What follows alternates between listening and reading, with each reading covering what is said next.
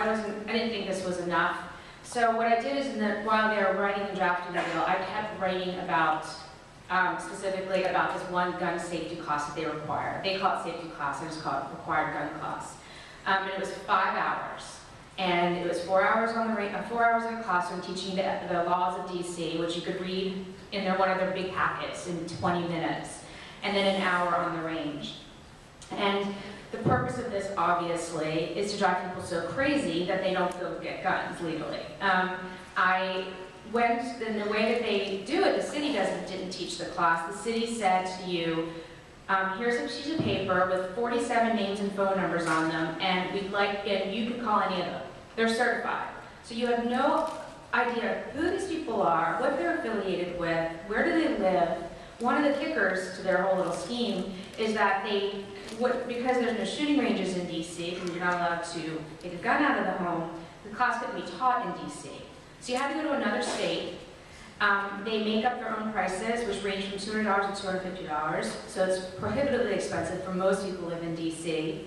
And then you've got 47 names, and my point was for women who wanted guns in DC, I'm unarmed, and I'm supposed to go to a man's house in another state who we know is armed, based on a phone number on a piece of Xerox paper? Are you kidding me? This is like, talk about safety. I mean, this is why I wanted to get a gun in the first place, was to defend myself.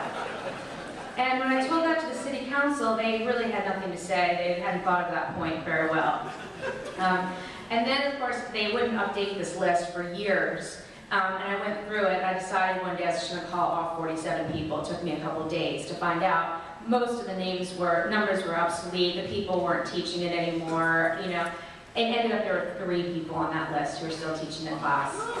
And one of the men taught it in his basement, which to me is just read of a horror movie. Just not doing. My editor all this time was on my case, and you got to keep the series going. People were wondering why there hasn't been a story. And I'm like, I'm not talking to you as a journalist. I'm talking to you as a girl. I'm not going to one of these guys' houses. I'm just not. And I probably at that point was a point in this whole process where I thought, you know what, maybe this isn't worth it. This is such a hassle. This is so hard. This is so exhausting. It's not worth it. And I mean, I look back and I think if I hadn't put myself out there and written about it in the newspaper, I probably would have stopped right then. But I was sort of, everybody was following, so I had no choice. And in the end, I found someone as a woman, and she wasn't on the list because they refused to update the list. And she had a storefront, and she had a business, and it was a training business. So it wasn't her home, and obviously I felt safe, so I took their 5-hour course, learned nothing. But in writing all that and explaining all that and how it's prohibitively expensive and how it's really unsafe and how it can't be taught in the city, which is obviously not constitutional, by March, within 3 months, they had added that to the bill to remove that course. And that was a really big step. So although it took me 4 months and $425 in fees to get a gun, I think now that that law passed, I know that the steps are now counted, 12. But taking out one whole day of taking off work and having that class, you know, it's going to take people a lot less. I think it'll probably take you 2 weeks, including plus the 10-day waiting period, which we have in DC. And, you know, it'll cost $185 instead of $425. So small changes in the right direction. I know they are still trying to abide by. Every time I write a story, they try to catch up because they know, I mean, the big thing we've got going in DC for us is that this Congress, and Congressman Barton, if he's still here, knows that this Congress is not giving DC what it wants, which is either budget autonomy or statehood until they clean up their gun laws and obviously allow for the right to bear arms in the city. And so that's always the pressure point. So the more I read about it, the more exposed they feel, they know they're not going to get it. So just this last week, after I'd written about, many of you read the stories I wrote about the 3 military men who had been arrested in DC and put in jail. And obviously, the point is they're active duty military whose job we pay them to hold guns and ammunition. And they're being put in jail in DC for that exact reason. And all of them innocently did not know the laws, because the laws only exist in DC. All of them have criminal records. All of them served in Iraq or Afghanistan. One of them was I think, I view it as legally transporting it.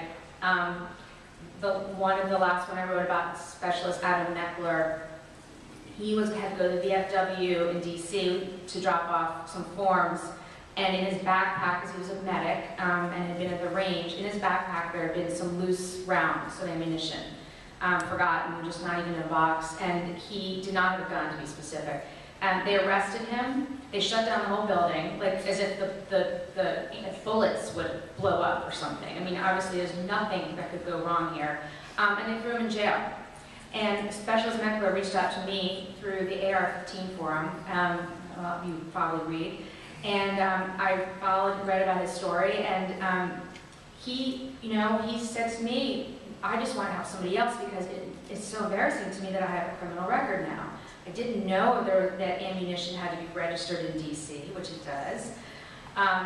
I didn't know, he's like, I was careful about the gun laws, but this is a misdemeanor on my record. And he pled guilty because he couldn't afford the time or lawyers to fight it all the way.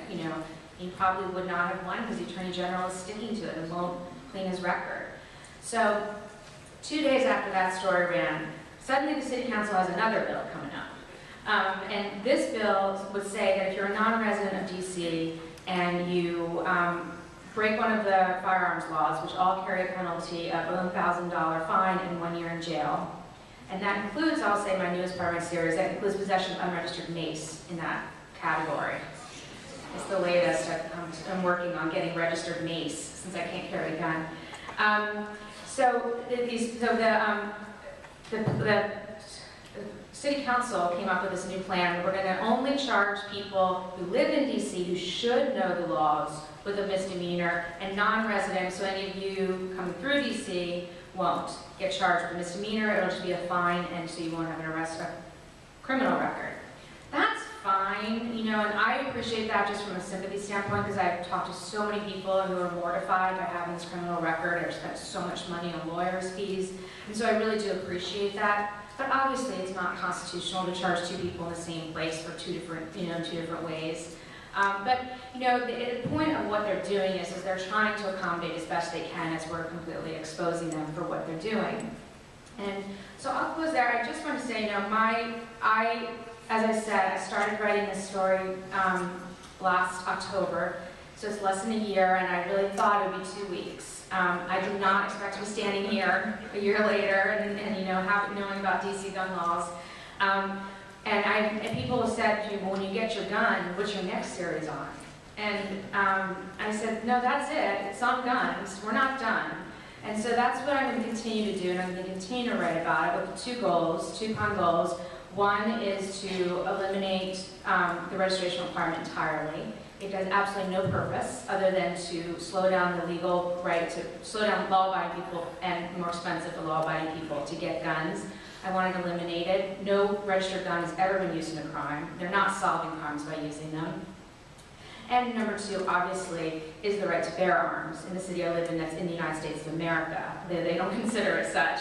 And DC, and I think, talking to Alan and talking to Joe the last couple of days, obviously the cases that they're supporting are helping us enormously. The Woodard case, the case in Illinois, pressuring, and I keep going back to the City Council saying, are you looking what's going on in the courts?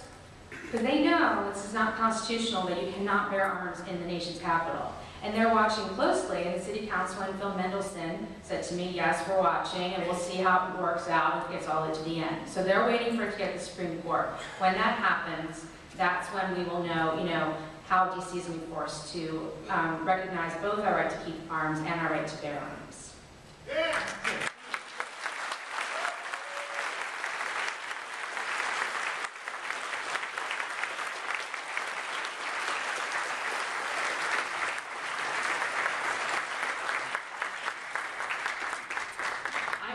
Guess, Emily, that the DC Council read the Ezel v. Chicago decision, and that's why they got rid of that 5-hour class.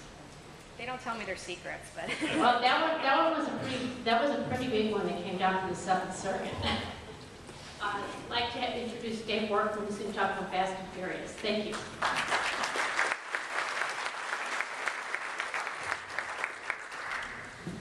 Thank you very much for inviting me here. I've run into a lot of people who have said that they've been listening to me on the radio, because I have a face for radio. I don't do